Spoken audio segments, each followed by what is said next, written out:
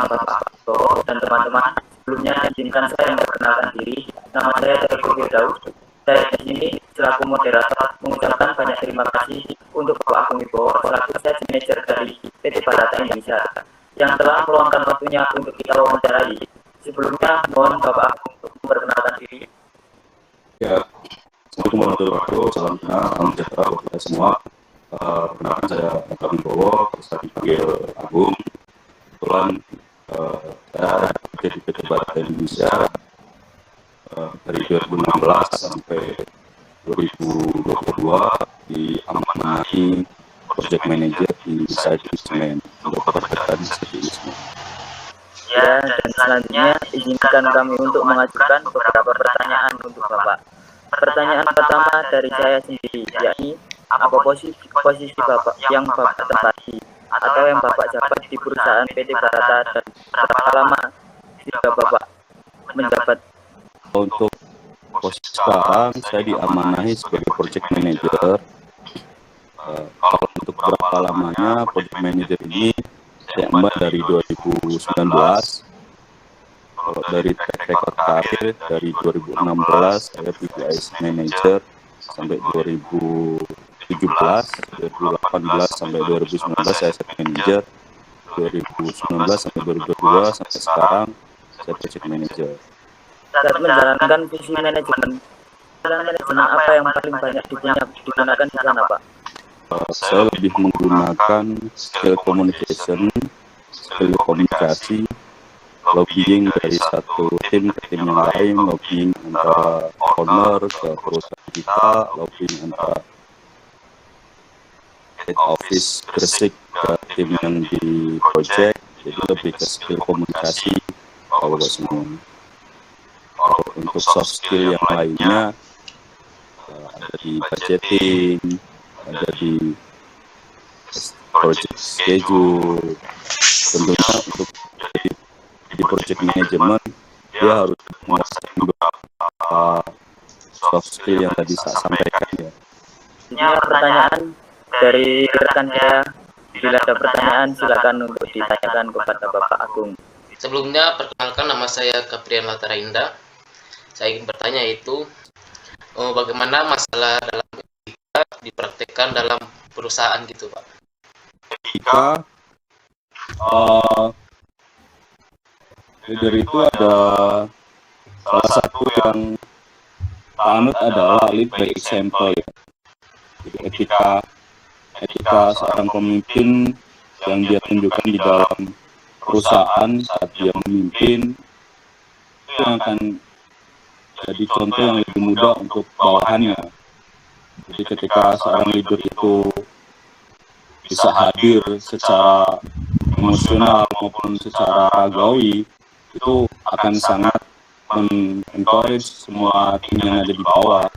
Ini itu pertanyaan bagaimana membangun dan memelihara praktek etika itu berjalan dengan baik gitu, Pak.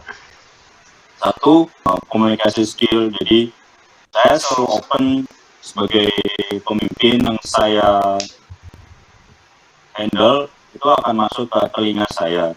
Jadi semua keputusan-keputusan penting yang akan saya ambil itu berdasarkan musyawarah yang kita komunikasikan. Itu juga bagian dari membangun etika. Untuk etika membangun budaya itu nggak segampang kita membalikkan telapak tangan.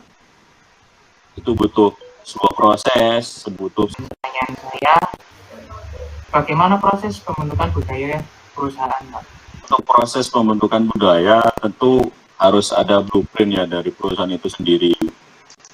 Nah, blueprint itu yang kita implementasikan di bagian dari ketika kita di lapangan, tentu diingatkan dari sisi waktu safety briefing, dari proses hal-hal kecil seperti yang tadi kita sampaikan ketika kita meeting. Untuk pembukaan meeting kita harus ada berdoa dan lain sebagainya. Yaitu bagian dari implementasi. Kemudian ada weekly briefing, di samping ada safety briefing setiap pagi. Itu juga bagian dari kita mengimplementasikan budaya yang diberikan oleh perusahaan. Seperti itu Mas Aka dan teman-teman. Dan apakah ada budaya perusahaan yang spesifik dan unik dijalankan perusahaan Bapak? Kalau sekarang sebenarnya normal ya budaya kerja 5R ya, sama seperti yang proses yang teman-teman lakukan. Nah, ke depan Lean ini akan kita gunakan ke beberapa proyek, termasuk ke e-budgetingnya juga kita akan lakukan di sana.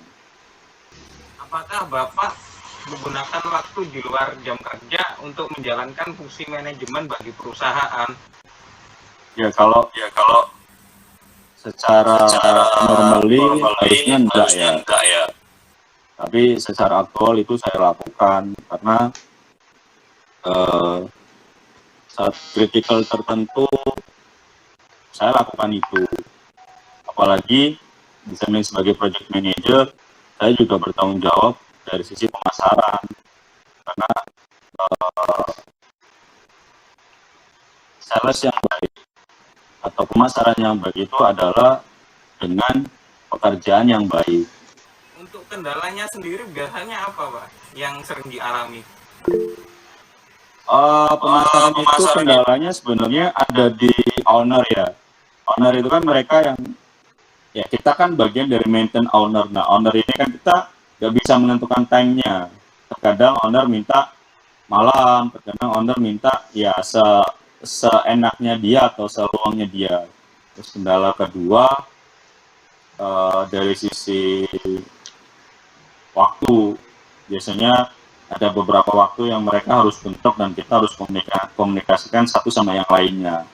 Nah, balik lagi ke komunikasi skill yang tadi kita sampaikan, bahwasanya ketika kita time-nya bentrok, nah gimana cara kita untuk melobi mereka agar tidak merasa bahwa oh saya di nomor 2 kan, oh saya di nomor 3 kan, nah itu juga bagian dari hal yang penting. Makanya saya sangat menyarankan adik-adik untuk ikut organisasi, salah satunya adalah skill yang sampai semua harus bangun. Ketika sampai semua ikut organisasi dan sampai bukan berani ya, sampai punya kesempatan untuk komunikasi dengan para dosen yang notabene itu lebih sepuh, apalagi seperti Kaprodi, Kajur, bahkan mungkin ke rektor. Nah, auranya akan berbeda. Nah, tanpa kalian sadari itu sangat berpengaruh untuk komunikasi skill kalian ketika menghadapi yang lainnya. Tentu komunikasi antara sampean ke sesama atau sampai ke yang lebih muda itu akan jauh lebih mudah ketimbang komunikasi dengan bapak-bapak dosen, guru dosen, atau bahkan Pak Rektor kan tentunya. Nah, itulah bagian dari mengasah untuk komunikasi skill. Seperti itu teman-teman.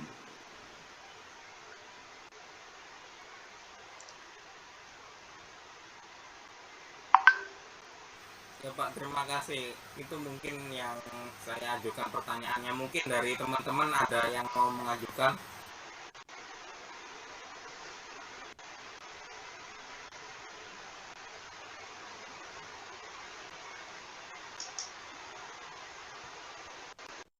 Assalamualaikum warahmatullahi wabarakatuh. Nama saya Muktas Nabil Haq di 2020 121 068. Saya ada pertanyaan Pak. Cabang manajemen manakah Bapak sekarang bergerak? Bentuk SDM kah, pemasaran, atau operasional, produksi, atau keuangan? Terima kasih. Secara hierarki perusahaan saya di operasional sekarang Mas.